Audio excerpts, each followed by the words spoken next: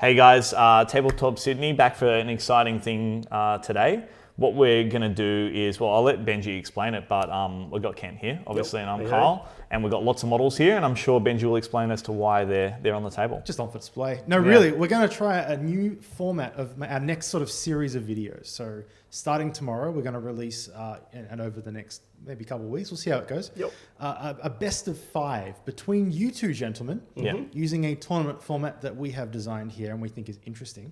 Yeah, so sounds very fun. This format, we're going to start with a draft today, and we're going to draft Warbands for you guys to play. We've got them all on the table there. There's a bit of a close-up. You guys will be taking turns to pick who you want to play with. The format is simple. You guys pick 3 Warbands. You build decks with these Warbands. These decks are unique. You can't have the same card in multiple decks. So 3 completely unique decks. So like you kind of like sidestep.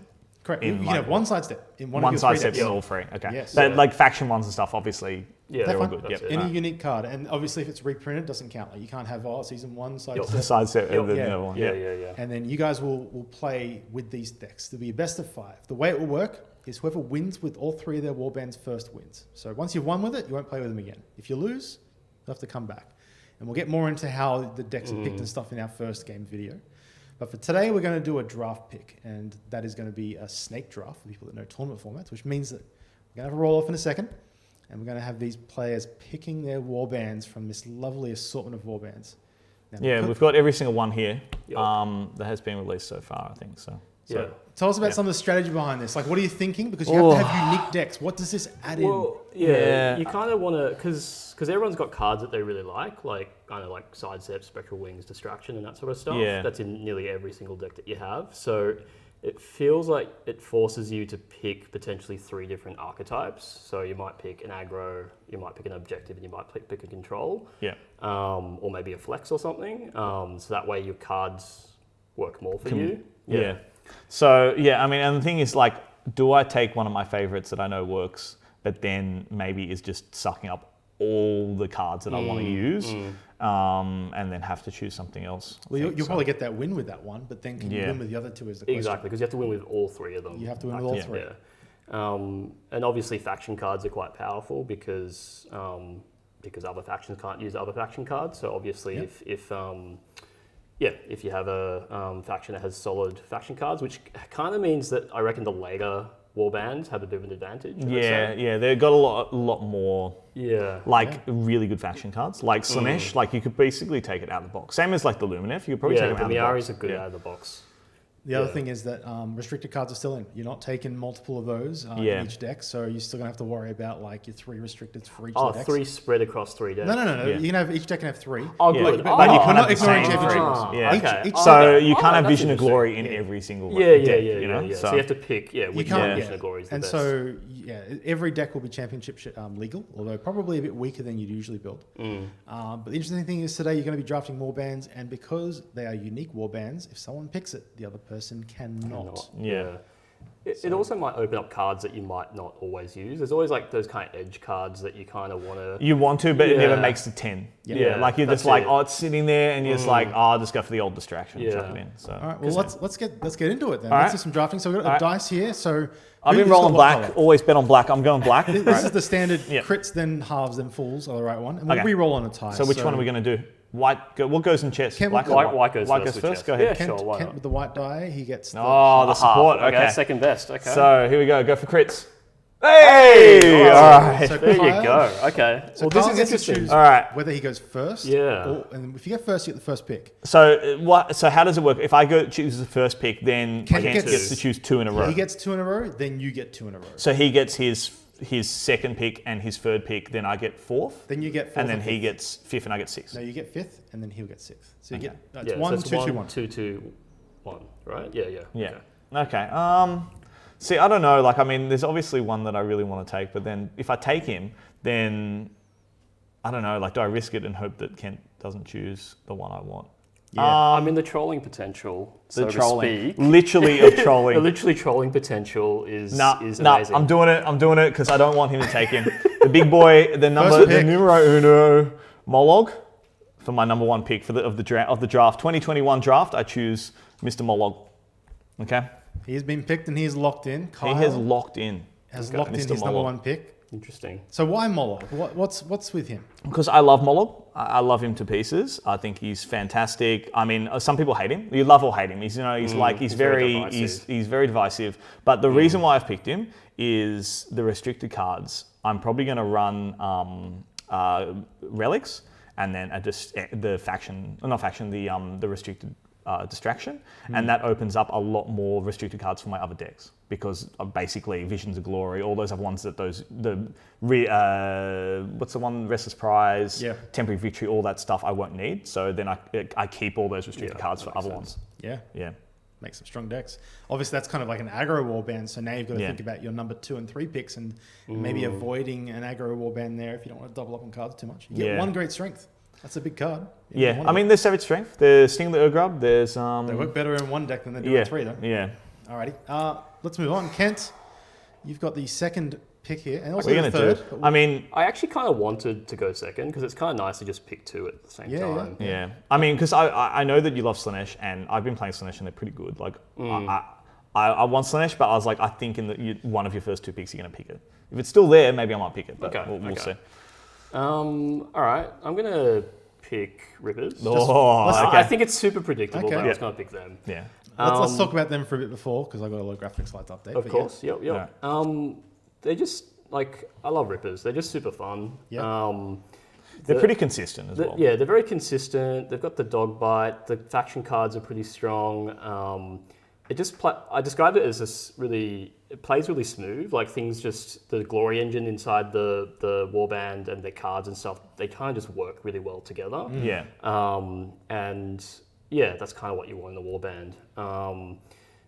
And then they also do funny things where they, might, one shot a... I think the issue you might find, Kent, is that you can only have Bloody Axe in one of your decks. That's true. And it'll probably go in Rippers. Yeah. It feels like that's probably the best one to go with. I feel like they're a warband that if you can't get a win with, again, like potentially 3 games as well, I don't know. I feel like you should be able to get the win with them. I'm more worried about these later picks and how you're going to find ways to get wins with them. Well, the third pick I'm not quite sure yet, so it's kind of like, do I want to go safe or a bit more experimental? Let's move on to your next one now. For your second pick, Kent, who are you looking at? Who's getting picked up here? Let's see, Fire Slayers. Good troll. That's big troll there. Imagine picking Fire Slayers, and I'll pick what's the second word? I feel like you can Steel take Huts. them, and I'll take Fire Slayers. I feel like if I did that, you would almost, as a gentleman's agreement, pick something weak. Yeah, I would probably, if you pick Fire Slayers, I'd probably pick maybe the Zench. Eyes of the Nine. Eyes of the Nine or something. Yeah, but I'm not going to do that because that's stupid. Because that's stupid and they suck. I'm going to pick Slanesh. Nice and predictable. Yeah. When we first started the channel, I used Rippers and Slanesh for my first few games. And Slanesh, I actually lost both games, so it would be nice to get some wins with that one. And they're also good. That's probably one. That was probably going to be my third pick. I think they've got so many faction cards that you can build around something. Yeah. That's right. And I don't know, but in our group, we've been playing them a bit and haven't seen... They've been doing okay. They've been doing kind of 50-50, yeah. But internationally, I don't know what's in England. They just seem to be getting wins all over the place with it. They rate them top tier or at least A tier. Exactly. So I feel like I haven't quite cracked them. I feel like I know they're kind of like a hold to flex kind of warband. Yeah. But yeah, I feel like I need just more practice with them and then hopefully I can get a win from them. Yeah, absolutely. Well, Kyle, you're up with pick number 4, your second pick. Look, I've been, because we've been talking about this format and I love skeletons. I was like, do I do the skeleton just to be oh God, please no. Try and do it? But in saying that, if you've been watching this video and you are a fan of the channel, you've probably been seeing Lizardmen on the screen and you've probably been going, oh, they're actually quite good. So I'm going to, for my second choice, Clacktrock. That's not Clacktrock, but no, Clacktrock's basically the leader of the Warband. Tiki Hiki, what's his name? What's this guy's name? I have no idea, but he's the leader. We've got the Pokeball. Yeah, the leader of the Lizardmen is my second pick. That is a hold objective warband. That's a hold objective warband. And it's a little bit of a flex. So if I'm starting to run out of cards, I can maybe try and build it in a different way. Yeah. And you can either, they do have quite a good set of faction objectives, which means that then I'm sort of not leaning in on other ones as much, I think. So cool. I think they're a solid pick. From what we've seen of them, obviously, at the time of recording this, haven't been out for too long, but they look solid. Clacktrock is a monster, and then they've got enough little tricks and tools to get on those objectives and score? Yeah, I think they're pretty decent. So Yeah. yeah. Well, you have had your second pick. Second, And now yep. you get to do your final. Oh, so I got to choose. I'm very curious. I gotta what choose you're gonna before. do, actually. You choose Yeah, before Ken. I look. I actually don't know what you're gonna do. I have a few choices here. I'm thinking go fully solid flex. Like I think Wild Hunt, Yeah, Wild okay. Hunt or Lumineth are so solid flex. You can play them in so many ways, and there's so Lumineth many. are fantastic right Yeah. now. Yeah, so many ways to play them, and you can potentially pick up the slack by just putting faction cards back in them. Yeah. But I don't know how this is going to go, but I think I'm going to do it. Yep. I'm going to choose Orcs. Oh. Because every time I've tried to build a deck, I was like, why do I have so many faction cards? Like every single time. And I was like, you can build a deck and I think it's viable with a lot of faction cards. So I'm thinking that like basically these will take most of the bulk of the cards and this will just be the scraps of faction cards and then the scraps of good, like decent cards out there. I think their fighter cards are the best fighter cards in the game, and even if you have bad cards behind them, they'll murder some people. And the thing is also the way I'm playing, the way I would play aggro with them and these are going to be a little bit different. Yeah. Like there's cards that there's that new one that's really good, the Kill 2 and Conquest, basically. Right. I could never have Conquest with Moloch, but that's a really easy one for them. So. And then there's Unafraid, where you're in the enemy territory with all your fighters, or within 2 are all the fighters. I think there's a few good things that he's not using, and obviously the Skink Warband won't be using. So I think Orcs. Okay, Kent, he's put the pressure on you. That's 3 powerful factions. Yeah. Well, I mean, why not? We got to win. Yeah, smorgasbord choice, right? Okay, so. And the thing is, Ken, you can look at his 3 warbands and now pick something that you think you can, like maybe there's a counter pick here. Maybe Eyes of the Nine are the perfect counter to Moloch or something. Yeah. That's a bad example. Or guys. maybe It just doesn't pick work. something that has not instead cleave on half the attacks, because that's cleave. You cleave on that, clack trock with that. That's true. And you're just like, who has cleave? native cleave. How can I just cleave them into oblivion? I've got a few options for you. Here's my ideas. And Okay. you know what? I'll let you pick and then I'll throw mine out because I don't want to influence it. Because, I actually don't know what I want to pick. Because I've got. I noticed we haven't picked much of the season 1 warbands. I wonder why. Well, I look, honestly, I'm sure if you've seen the games, I really love Magor. Yeah. But I think, maybe I could have picked him with the archetypes of like To the End and Avatar. But I think the combat cards would probably still go on Clacktrock or this one. I think whereas Orcs these do guys have, Avatar well. yeah. So yeah, you're right. So, okay, so I like quite a few of the warbands. So I'm thinking either. You haven't got a whole objective right now, do you? Or are you thinking No, I some don't. Well, they're flex. So they're flex, right? Yeah. So what I could do. So Hrothgorn is interesting to me because I've never actually played Feed the Beastgrave, so maybe it could be something. Oh. This is what I'm thinking. Like this is the funner, riskier kind of way to strong. play. And I guess then you're not sharing cards most of it. Yeah, that's right. Because they've got heaps of Feed the Beastgrave. I've seen Mark play them and they look fun. You need So the thing with Feed the Beastgrave, from my experience, is you need your draw cards are in that deck. So Frenzied Search, your Unnatural Truce, your To the Ends. That's it. That goes in that deck. Yep. So if you And don't probably, need the other two, and they won't be negated in that. So that's one option. Yeah. The other option is ghouls, which Ghouls, which is ghouls. Yeah, ghouls have always been good. Yeah. And the other option I was thinking was Lady Harrows because I saw how well they performed against Moloch in that game, which I feel like I've won half the battle if I just pick them kind of psychologically. Yeah, psychologically. I hate Lady Harrows, seriously. So that's... But I feel confident, not confident, but I feel like I could put up a decent fight with the Lizardmen. Because I think they have decent amount of stuff, like trickiness to maybe get around with. And also Lady Harrows, they'll kill them, but if you're killing them, there's less on objectives, which means hopefully I'll get more on objectives. Yeah. But a Lady Harrows against Moloch, I don't feel very confident at all. All right, Ken. So I'm Let's going lock in last pick. to do something funny and let fate decide. Oh, okay. So I'm going to do hammers for Hrothgorn. I'm going to do crits and swords for ghouls and supports for Lady Harrow. All right, So if it ends up being that one, then I can't be blamed because it's 5 dice. Just don't roll a crit. Do a Kent thing. Roll a crit. Wait, so which one? That was hammers, right? I don't care. I just don't want that. Crit is ghouls. All right, hammer. Okay. Oh, So the big boy. Okay. So it'll be something new that I need to learn in a few weeks. It's good. Just for reference, so you say a few weeks. The first game of this video will be released tomorrow. When you guys are watching this, the next game is out tomorrow. But we are giving these 2 gentlemen a little bit of time to practice and build their decks.